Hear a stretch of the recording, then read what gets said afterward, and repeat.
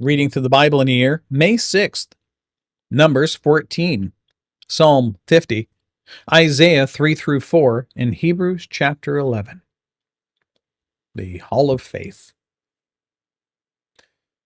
Then all the congregation lifted up their voices and cried, and the people wept that night. All the sons of Israel grumbled against Moses and Aaron, and the whole congregation said to them, Would that we had died in the land of Egypt, or that we had died in this wilderness. Why is Yahweh bringing us into this land to fall by the sword? Our wives and our little ones will become plunder. Would it not be better for us to return to Egypt? That line right there is the one that God uses to punish them. Verse 4, so they said to one another, let us appoint a leader and return to Egypt. As if Egypt would accept them back after the complete destruction of the land and their army. Then Moses and Aaron fell on their faces in the presence of all the assembly of the congregation of the sons of Israel. Joshua the son of Nun and Caleb the son of Jephunneh, of those who had spied out the land, tore their clothing. And they spoke to all the congregation of the sons of Israel, saying that the land which we passed through to spy out is an exceedingly good land. If Yahweh is pleased with us, then he will bring us into this land and give it to us, a land which flows with milk and honey. Only do not rebel against Yahweh, and do not fear the people of the land, for they will be our prey. Their protection has been removed from them, and Yahweh is with us. Do not fear them. But all the congregation said to stone them with stones. Then the glory of Yahweh appeared in the tent of meeting to all the sons of Israel. Yahweh said to Moses, how long will this people spurn me? And how long will they not believe in me? Again, they can physically see him and the miracles that he provides, and they still reject him. People who say all day long, oh, well, if only God would just crack open heaven and poke his head through and be like, hello, then I'll believe in him, oh, whatever. The Israelites had that directly, and they still rejected him day after day after day.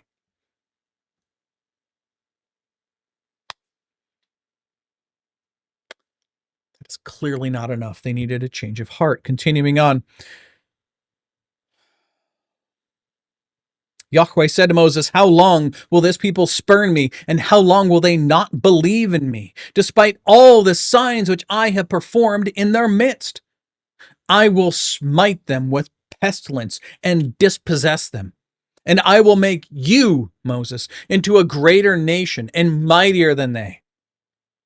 But Moses said to Yahweh, then the Egyptians will hear of it. For by your strength you brought up this people from their midst. And they will tell it to the inhabitants of this land that they heard that you, O Yahweh, are in the midst of this people. For you, O Yahweh, are seen eye to eye, while your cloud stands over them, and while you go before them in a pillar of cloud by day and a pillar of fire by night.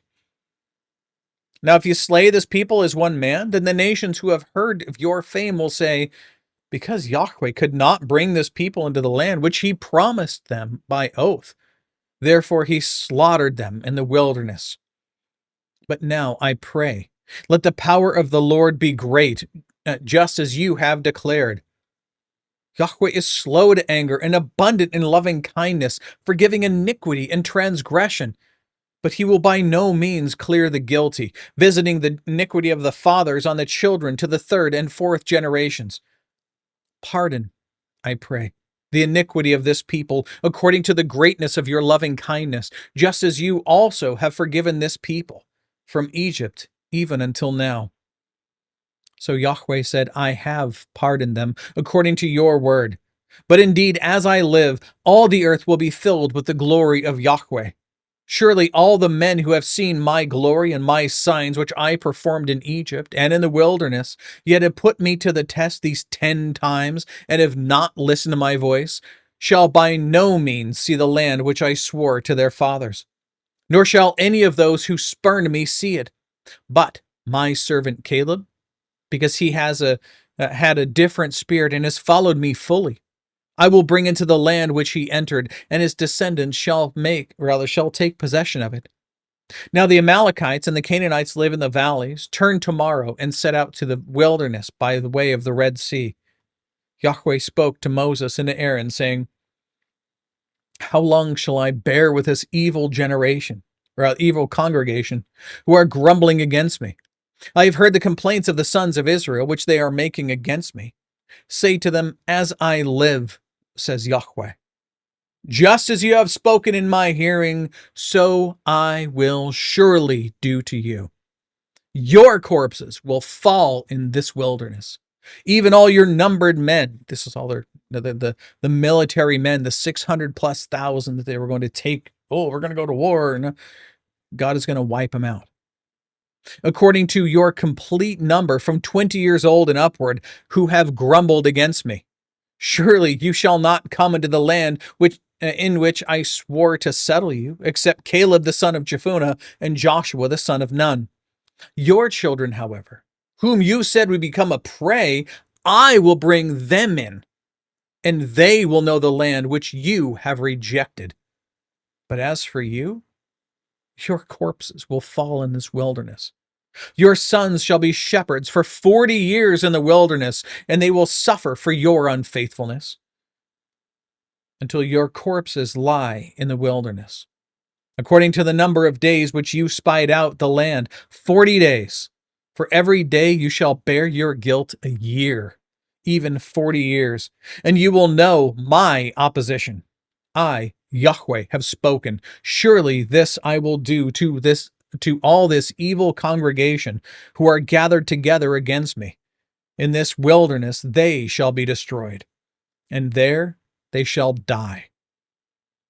As for the men whom Moses sent to spy out the land, and who returned and made all the congregation grumble against him by bringing out a bad report concerning the land, even those men who brought out the very bad report of the land died by a plague before Yahweh. But Joshua the son of Nun and Caleb the son of Jephunneh remained alive out of those men who went to spy out the land. When Moses spoke these words to all the sons of Israel, the people mourned greatly. In the morning, however, they rose up early and went to the ridge of the hill country, saying, here we are. We have indeed sinned, but we will go up to the place which Yahweh has promised. But Moses said, why then are you transgressing the commandment of Yahweh when it will not succeed?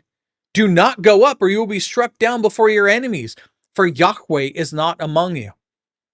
For the Amalekites and Canaanites will be there in front of you, and you will fall by the sword, inasmuch as you have turned back from following Yahweh, and Yahweh will not be with you. But they went up heedlessly to the ridge of the hill country. Neither the ark of the covenant of Yahweh nor Moses left the camp. Then the Amalekites and the Canaanites who lived in that hill country came down and struck them and beat them down as far as Hormah. Bringing up the rest of the notes here for you.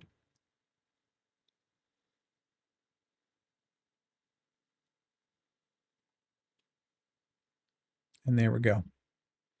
All right, moving on to Psalm 50.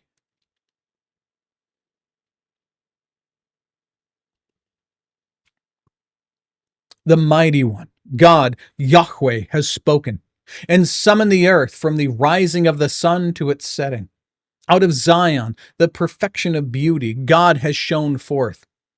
May our God come and not keep silence. Fire devours before him. It is very tempestuous around him. He summons the heavens above and the earth to judge his people. Gather my godly ones to me, those who have made a covenant with me by sacrifice. And the heavens declare his righteousness, for God himself is judge. Hear, O my people, and I will speak. O Israel, I will testify against you. I am God, your God. I do not reprove you for your sacrifices, and your burnt offerings are continually before me. I shall take no young bull out of your house, nor male goats out of your folds. For every beast of the forest is mine, the cattle on 1,000 hills. Remember that. I know every bird of the mountains, and everything that moves in the field is mine. If I were hungry, I would not tell you. For the world is mine and all that it contains. Shall I eat the flesh of bulls or drink the blood of male goats? Offer to God a sacrifice of thanksgiving and pay your vows to the Most High. Call upon me in the day of trouble. I shall rescue you, and you will honor me. But to the wicked, God says, what right have you to tell of my statutes and to take my covenant in your mouths? For you hate discipline, and you cast my words behind you. When you see a thief, you are pleased with him, and you associate with adulterers. Is this not like our generation? You let your mouth loose in evil, and your tongue frames deceit. You sit and speak against your brother. You slander your own mother's son. These things you have done, and I kept silence. You thought that I was just like you? I will reprove you and state the case in order before your eyes. Now consider this, you who forget God, or I will tear you in pieces, and there will be none to deliver. He who offers a sacrifice of thanksgiving honors me, and to him who orders his way aright, I shall show the salvation of God. Isaiah chapters 3 through 4.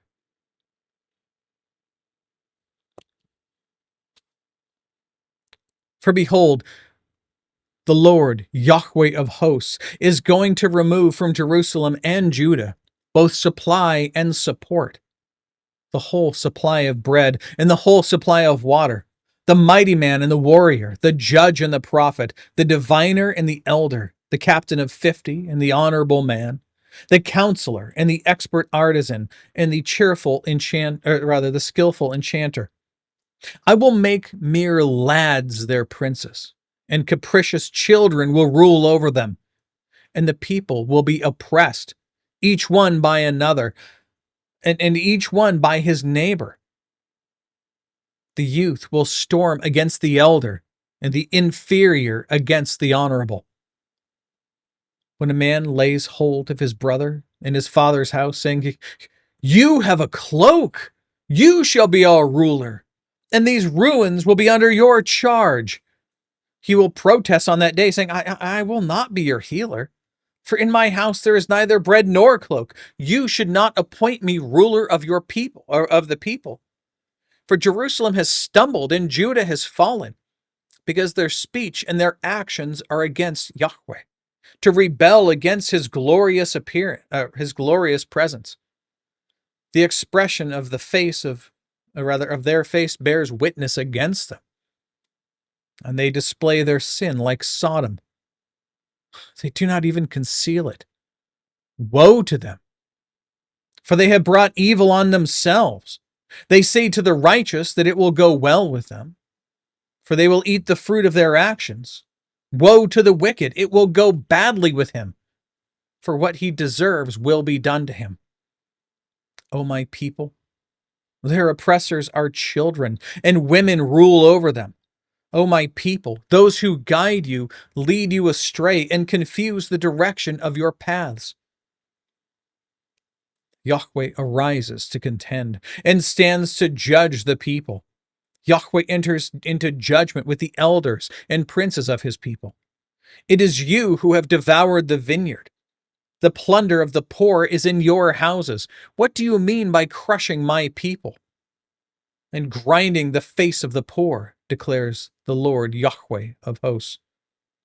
Moreover, Yahweh said, because the daughters of Zion are proud and walk with heads held high and seductive eyes, and go along with mincing steps, and tinkle the bangles on their feet. Therefore the Lord will afflict the scalp of the daughters of Zion with scabs, and Yahweh will make their foreheads bare.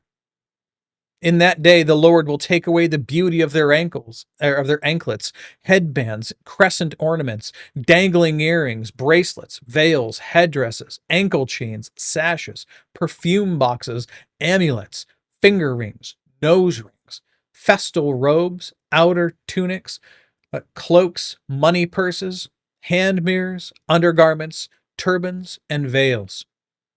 Now it will come about that instead of sweet perfume, there will be putrefaction. Instead of a belt, a rope. Instead of well set hair, a plucked out scalp. Instead of fine clothing, a donning of sackcloth. And branding instead of beauty. Your men will fall by the sword, and your mighty ones in battle, and her gates will lament and mourn, and deserted she will sit on the ground. For 7 women will take hold of one man in that day, saying, we will eat our own bread and wear our own clothing. Only let us be called by your name. Take away our reproach. In that day, the branch, capital B, branch of Yahweh will be beautiful and glorious. And the fruit of the earth will be the pride and the ornament of the survivors of Israel. It will come about that he who is left in Zion and remains in Jerusalem will be called holy. Everyone who is recorded for life in Jerusalem. When the Lord has washed away the filth of the daughters of Zion and purged the bloodshed of Jerusalem from her midst by the spirit of judgment and the spirit of burning, then Yahweh will create over the whole area of Mount Zion and over her assemblies a cloud by day, even smoke, and the brightness of a flaming fire by night. Over all the glory will be a canopy. There will be a shelter to give shade from heat by day, and a refuge and protection from the storm and the rain.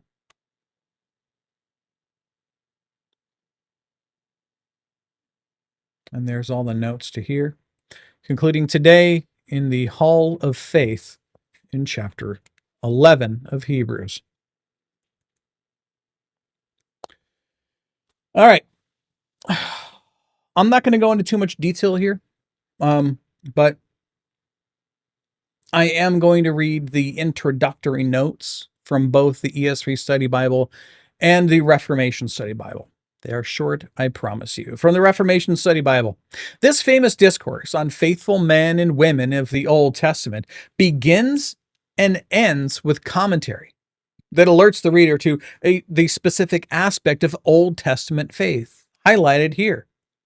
The certainty of receiving what God has promised, but not yet given.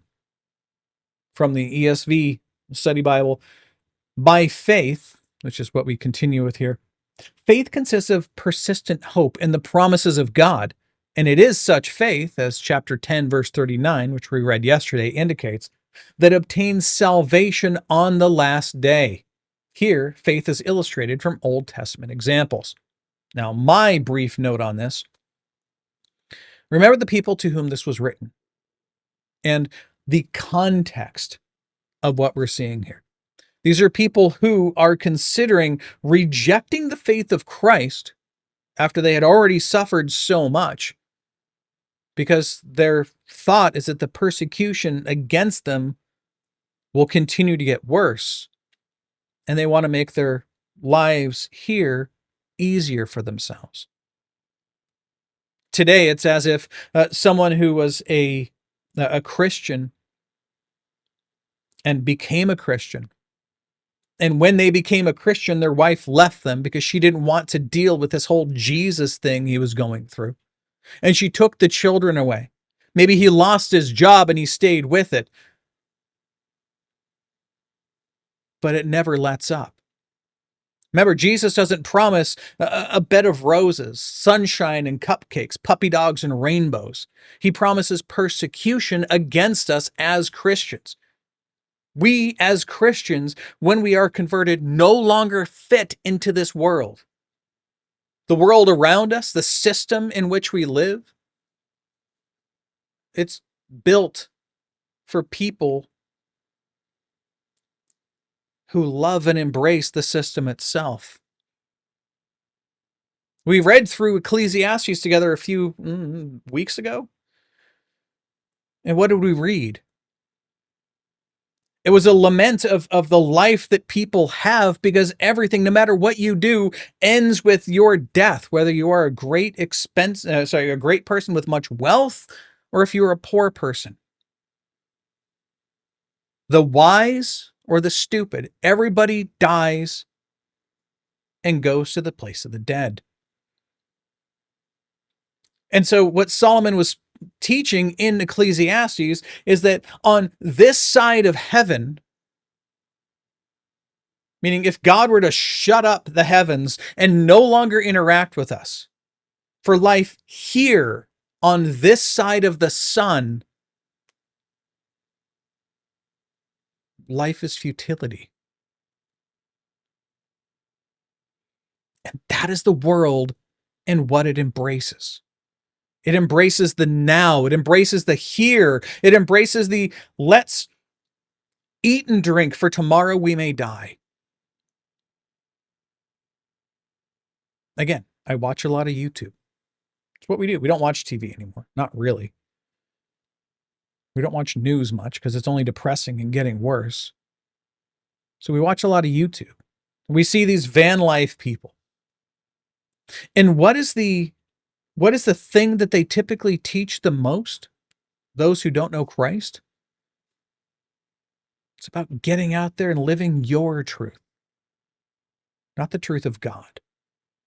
Not the truth of the fact that we were created in God's image to bring him glory, and we are broken toys who are not fulfilling that edict from God. It's all about just going out and having what it is that makes you happy.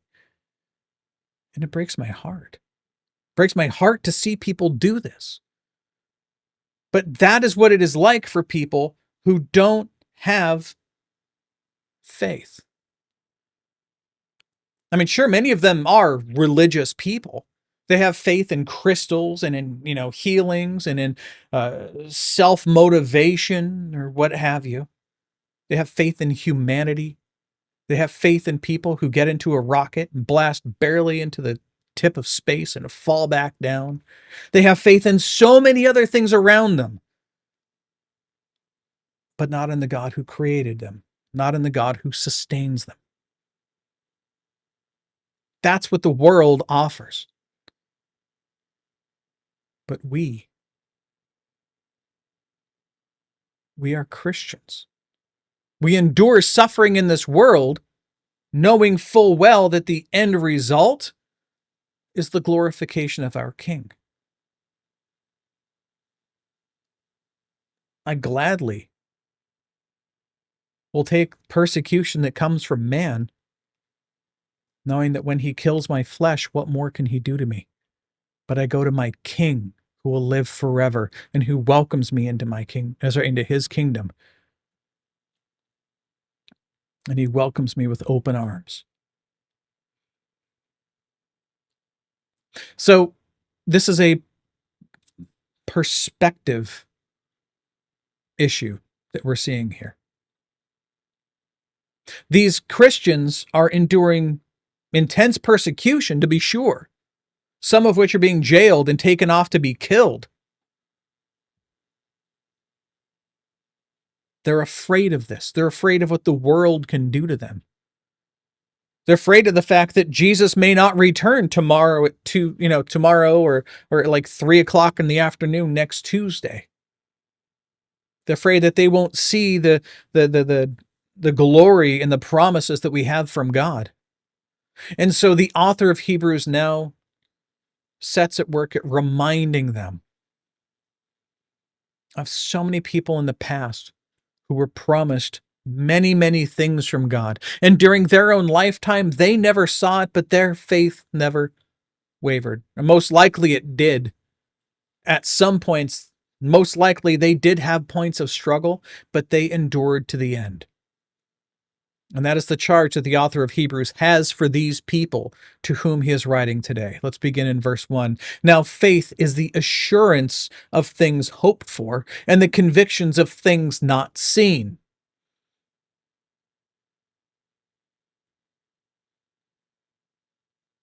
For by it the men of old gained approval.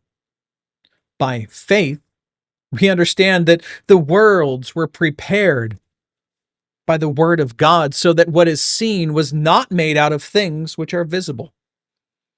By faith, Abel offered to God a better sacrifice than Cain, through which he obtained the testimony that he was righteous, God testifying about his gifts, and through faith, though he is dead, he still speaks.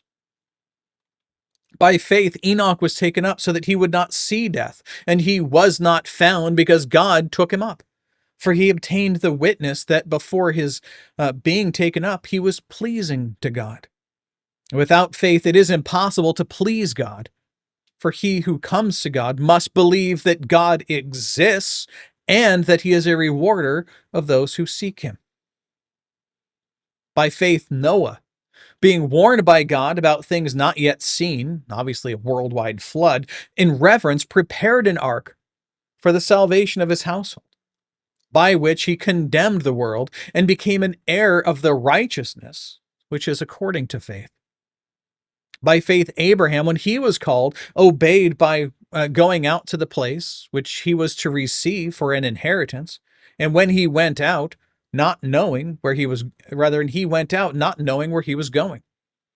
By faith, he lived as an alien, a sojourner in the land of promise, as in a foreign land, as we do today, dwelling in tents with Isaac and Jacob, fellow heirs of the same promise.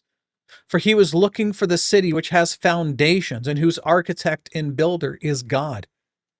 By faith, even Sarah herself received the ability to conceive beyond the proper time of life, since she considers him faithful who had promised. Therefore, there was even born of one man. Therefore, there was born even of one man, and him as good as dead at that. He was 100 years old. As many descendants as the stars of heaven in number, and innumerable as the sand which is by the seashore. All these died in faith, without receiving the promises, but having seen them and welcomed them from a distance, having confessed that they were strangers and exiles on the earth. For those who say such things make it clear that they are seeking a country of their own.